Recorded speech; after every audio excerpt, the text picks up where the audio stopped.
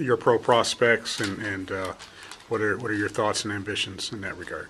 Well, you try not to focus on it, but you definitely hear things. I have all my family and friends back home online looking at it. I've heard, middle to late round type pick, and the thing I always thought before the season was if I just have a great season at Northern, everything else will follow.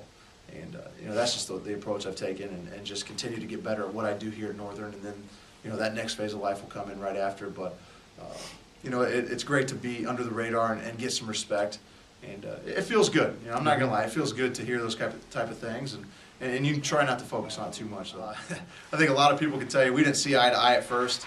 That's always hard for an older quarterback that's had some success, that started 4 years.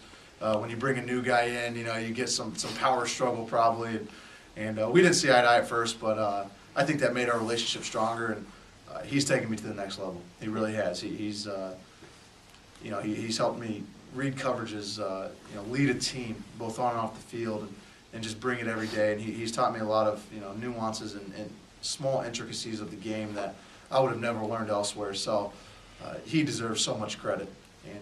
And he's one of those guys that kind of go unseen, but he's someone I'm definitely without being too specific. Right. Just maybe sometimes who was in charge. What to say, what not to say in team meetings.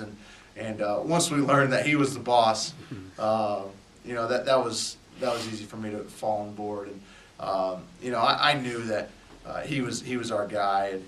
But it's hard, sometimes, I had a lot of accolades. We won a bowl game. I was feeling pretty good about myself.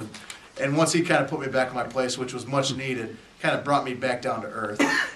We started off going again, and it took a while. It did, but I think it made our relationship stronger, and it made me a better player and him a better coach because of it.